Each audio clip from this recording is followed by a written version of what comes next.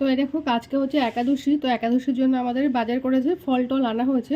তো ফল এনেছে এই যে তিনটে না মানে আপেল অনেকগুলো ছিল, তো অনেককে দেওয়া হয়েছে, সবাইকে দুটো করে আপেল দিয়েছে ওর সাথে। আর এই যে আছে শাকালু, এখানে আছে আপেল, আর এখানে আছে কুল, এটা এনেছে একছড়া কলা, আর শশা তো ছিল, বলছিলাম যে সব কিছু সবাইকে দিয়েছি। তা ওইখানে আমাদের জন্য আছে 3টে শশা, আর আছে এই যে 4টে হচ্ছে কমলা লেবু, আর এখানে লেবুটা মানে মৌসম্বি লেবুটা একটু বেশি আছে, 2 কিলো মৌসম্বি লেবু আছে। তো এটাও সবাইকে দিয়েছি। তো সবাইকে দিয়েছে আজকে, আমাদের এইটুকু আছে। আর এনেছি সাবু টাবু আনা হয়েছে, যে ওগুলো খাবো, গুড়ের জল, সাবু ভিজানো। আজকে তো আগুনের জিনিস খেতে নেই, তো আমরা এই ফল টলই আর কি খাবো আজকে। তো এখন আমি যাচ্ছি পুজো দিতে, পুজো টুজো করে তারপরে আর কি প্রসাদটা পাবো। আর এখানে আমি সব রকম ফল একটা একটা করে নিয়েছি পুজোর জন্য। তো ঠাকুরকে ভোগ লাগিয়ে তারপরে তো প্রসাদ নেবো, তো সব ফল একটা করে দিতে হয়। এবছর ভীম একাদশী পড়েছে, অর্থাৎ 2026 সালের 29শে জানুয়ারি বৃহস্পতিবার, আর বাংলায় 15ই মাঘ 1432 খ্রিস্টাব্দে। একাদশী তিথি শুরু হয়েছে 28শে জানুয়ারি বিকাল 4:35 এবং একাদশী তিথি শেষ হচ্ছে 29শে জানুয়ারি 2026-এর দুপুর 1:55। ভীম একাদশী অত্যন্ত কঠোর হলেও এটিকে নিষ্ঠার সঙ্গে পালন করতে হয়, তাহলে বিশেষ ফল পাওয়া যায় বলে আমরা মনে করে থাকি।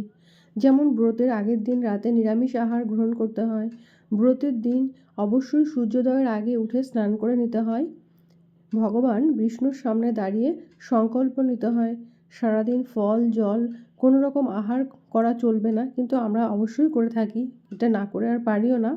নিয়ম মেনে ভগবান বিষ্ণুর কি যে যাকে যেরকম ঠাকুরকে ভালোবাসে তাকে পুজো করা উচিত।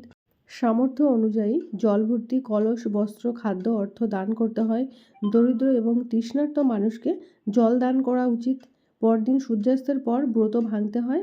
হালকা বা সাত্ত্বিক আহার গ্রহণ করতে পারেন। হিন্দু ধর্মে ভীম একাদশীর বিশেষ মাহাত্ম্য রয়েছে। এটি অত্যন্ত গুরুত্বপূর্ণ এবং পুণ্যময় একটি ব্রত, যেখানে জল বা খাদ্য গ্রহণ করা যায় না, আর এই ব্রত পালন করলে সমস্ত পাপ মোচন হয় বলে আমরা বিশ্বাস করে থাকি। এই একাদশীর প্রধান মহত্বগুলি হল পাপমোচন ও শুদ্ধি। এই উপবাস ভক্তিভরে পালন করলে সমস্ত পাপ ধ্বংস হয়, যেমন সূর্যোদয়ে অন্ধকার দূর হয়। হৃদি কন্দর তামস ভাস্কর হে, তুমি বিষ্ণু প্রজাপতি শঙ্কর হে, পরব্রহ্ম পরৎপর বেদবনে, গুরুদেব দয়া কর দীন জনে, কুলকুণ্ডলিনী গুম্ভঞ্জ কহি, দিদি গ্রন্থি বিদারণ কারক হে, মম মানস চঞ্চল রাত্র দিনে, গুরুদেব দয়া কর দীন জনে, রিপুসুধন মঙ্গল নায়ক হে, সুখ শান্তি বরা ভয় দায়ক হে, ত্রয়তা ভরে তপ নাম গুণী, গুরুদেব দয়া কর দীন জনে, অভিমান প্রভাব বিমর্দক হে, গতিহীন জনে তুমি রক্ষক হে, চিত্ত শঙ্কিত বঞ্চিত ভক্তি মনে, গুরুদেব দয়া কর দীন জনে, তব নাম সদা শুভ সাধক হে, পতিত ধাম মানব পাবক হে, মহিমা তব গোচর শুদ্ধ মনে, গুরুদেব দয়া কর দীন জনে, জয় সদ্গুরু ঈশ্বর পাপকে, ভব রোগ বিকার বিনাশক হে, মন যেন রহে তব শ্রীচরণে, গুরুদেব দয়া কর দীন জনে। ভক্তি সহকারে যদি ভীম একাদশী পালন করা হয়, তাহলে মৃত্যুর পর সরাসরি বৈকুণ্ঠ লাভ হয়, অলৌকিক ফল। এই ব্রত কথা পাঠ করলে বা শ্রবণ করলে অগ্নিষ্টম যজ্ঞের ফল পাওয়া যায় বলে আমরা বিশ্বাস করে থাকি। ভবং ভবানী সহিতং নমামি গুরুং বন্দে জগৎকর্ণং, বন্দে পর্ণভূষণং মৃগধরং, বন্দে পশুনাং পতিং, বন্দে সূর্য শশাঙ্ক বহ্নিনয়নং, বন্দে মুকুন্দ প্রিয়ং, বন্দে ভক্তজনাশ্রঞ্চ বরদং, বন্দে শিবম শঙ্করম, করচরণ কৃতং বকজং কর্মজং বা শ্রবণনয়নজং বা মনসং বা অপরাধম, বিদিতম অবিদিতম বা সর্বমেধ ক্ষমস্ব। জয় জয় করুণাধে শ্রী মহাদেব শম্ভু। ওং নমঃ শিবায় শ্রদ্ধায় কারণত্রয় হে, তবে নিবেদয়ামি চতনং তত্ত্বং গতি পরমেশ্বর। রুদ্রাষ্টকং নমামি সুষিমাং নির্বণ রূপং বিভুং ব্যাপকং ব্রহ্মবেদ স্বরূপং, নির্জনং নির্গুণং নির্বিকল্পং নিরীহং, চিদাকাশ মাকাশ ব্যাসং ভজে হরং, নিরাকার মোকার মূলং তুর্যং, গিরাজ্ঞান গতিত্মিশং গিরিশং, করলং মহাকালং কালং কৃপালং, গুণাগার সংসার পারতনতহং, তুষারাদ্রি শঙ্কাশং গৌরং গভীরং, মনোভূত কোটিপ্রভা শ্রীশরীরং, স্ফুরান মৌলি কললিনী চরগঙ্গা, লসৎ-ভালো বালেন্দু কণ্ঠে ভুজঙ্গা চলৎকুণ্ঠলদ্ভূষণনেত্রং বিশালং প্রসন্নং নীলকণ্ঠং দয়ালুং মৃগাধীশম্বরং মুণ্ডবালং প্রিয়ং শঙ্করং সর্বনাথং ভজামি প্রচণ্ডং প্রকৃষ্টং প্রগলভং পরেশং অখণ্ডং অজং ভানুকোটি প্রকাশং ত্রয়শূলং নির্মলং শূলপাণি ভজং ভবানী পতিং ভাগ্যম কলাতীত কল্যাণ কল্পান্তকারী সদা সজ্জন আনন্দদাতা পুরারি চিদানন্দ সন্দেহ মহাপোহারি প্রসীদ প্রসীদ প্রভু মন্মথরি ন যাবধুমানাৎ পদারবিন্দং ভজন্তিহ লোকে পরেবা নারায়ণং নতবৎ সুখং শান্তি সন্তাপনাশং প্রসীদ প্রভু সর্বভূতাদিবাসং ন জানামি যোগং জপং নৈব পূজং নতহং সদা সর্বদা শম্ভুতুভ্যং জরা জন্ম দুঃখ ততপমানং প্রভা পাহি আপন্ন মামি শম্ভু রুদ্রাষ্টকমিদং প্রক্তং বিপ্রেণ হরদশয়ে যে পঠন্তি নরা ভক্তা তৃষা শম্ভু প্রসিদতি অং নমো বাণীশ্বরায় নরকর্ণতারণায় জ্ঞানপ্রসাদ কর্ণমৃতসাগরায় কর্পূর কুন্দু ধবলেন্দু জটাধরায় দারিদ্র দুঃখ দহনায় নমঃ। এদিকে আমার শিব বাবাকে পুজো দেওয়া হয়ে গেছে আর ঘরে ঠাকুরকেও ভোগ দিয়ে দেওয়া হয়ে গেছে। তো ঘরে ঠাকুরকে ভোগ দিয়ে আমি কিন্তু আজকে প্রসাদ পাবো। আর প্রসাদ কিন্তু এই যে নিয়ে চলে এসেছি, আমরা দুজনে এখন প্রসাদটা খেয়ে নেব। আর ওর বাবাও কিন্তু সকাল থেকে কিছু খায়নি, উনি চলে গেছিলো জল খেয়ে একটুখানি স্নান করে তুলসীর পাতা দিয়ে আর কি জল খেয়ে চলে গেছিলো আর কি। আর এখন আসলো, এখন এসে একটু খাওয়া দাওয়া করে মানে প্রসাদ খেয়ে তো এখনই বেরিয়ে যাবে। আর আমিও কিন্তু সাথে দাঁড়িয়ে প্রসাদটাও খেয়ে নিচ্ছি, যেহেতু একটু ঠান্ডা ঠান্ডা লাগছে। স্নান টান সেরে নিলাম তো, আর ওই জন্য একটু শীত শীত লাগছে। তো বাইরে একটু রৌদ্রও আছে, আর উনি বসে আছে চেয়ারে, আর আমি কিন্তু দাঁড়িয়ে দাঁড়িয়ে প্রসাদটা খেয়ে নিচ্ছি দুজনে গল্প করতে করতে। আর এখন যাবে ছেলেকে আনতে স্কুল থেকে। তো ওদের আজকে স্কুল রয়েছে সামনে, যেহেতু ওদের এক্সাম, তো সেই জন্য আর স্কুলটা একদম অফ করলাম না। আর আজকে কিন্তু আমি শাড়ি পরতাম, কিন্তু আর ব্যস্ততার কারণে শাড়ি পরা হয়ে ওঠেনি। যদিও আজকে একাদশী, তবু আমি অন্য কাজ সেরেছি আজকে, অনেক কিছু কাচাকুচি করেছি, তো ওই জন্য আর সময় করে উঠতে পারিনি। আর এই দিনে কিন্তু আমি অবশ্যই শাড়ি পরি, কিন্তু এবারই শুধু পরতে পারলাম না, মানে আর ইচ্ছে করে আর পরাটাও হলো না। যাই হোক, এই ভীম একাদশীর নামকরণ হয়েছে কিন্তু কুন্তিপুত্র ভীমসেনের নামের আদলে। ভীম ছিলেন প্রবল ভোজন রসিক, এমনকি অল্প সময়েও তিনি না খেয়ে থাকতে পারতেন না। নিয়মিত একাদশী ব্রত পালন করা তার পক্ষে কঠিন ছিল। তখন মহর্ষি ব্যাসদেব ভীমকে উপদেশ দিয়েছিলেন, নির্জলা একাদশী ব্রত পালন করলে একসঙ্গে বছরে 24টি একাদশীর পুণ্য লাভ করা যায়। ভীম সেই উপদেশ শুনে তার পরিবার সহ এই কঠোর ব্রত পালন করেছিলেন। তারপর থেকেই এই একাদশী ভীম একাদশী নামে জনপ্রিয় হয়ে ওঠে। আর ওদিকে বরমশাই কিন্তু ফল প্রসাদ খেয়ে বেরিয়ে গেছে, আর আমি তারপরে একা একা বসে ফলটা খেয়ে নিলাম। আর এদিকে হয়ে গেছে সমস্ত কাজকর্ম, তো এখন কি করব, তা ভাবলাম যে কালকে তো পারণ আছে, তো আজকে একটু পালং শাকগুলো আনা হয়ে গেছে, আজকেই নিয়ে এসেছে, তো এগুলো আমি কেটে রাখি। তো তার জন্য এখন বসে বসে পালং শাকগুলো বেছে কেটে রাখছি। আর কালকে তো প্রচুর কাজ থাকবে, মানে কালকে তো পারণ আর কি, পারণ করার পরে তারপরে রান্নাবান্না করে আর কি সব আর কি খাওয়া দাওয়া করব। তো সেই জন্য এখন আমি এগুলো করে রাখছি। আর কালকে আনবে বাঁধাকপি, ওইটা কালকে মানে কেটে নেব, এখন ঘরে আর নেই, তো যেটা আছে সেটাই কেটে নিই। আর এটাও তো একটা সময় লাগবে না। বাঙালি হিন্দু সমাজে ভীম একাদশী, যা নির্জলা বা পাণ্ডব একাদশী নামেও পরিচিত, অত্যন্ত গুরুত্বপূর্ণ এই কঠিন ব্রত। এটি জ্যৈষ্ঠ মাসে শুক্লাপক্ষে পালিত হয়। 1/4 ভীমসেন নির্জলা উপবাস করে এই ব্রত পালন করেছিলেন বলে এর নাম ভীম একাদশী। এই দিনে জল ও অন্ন গ্রহণ না করে কঠোর উপবাস বিষ্ণু পুজো করা হয়। ভীম একাদশীর মূল বিষয়বস্তু।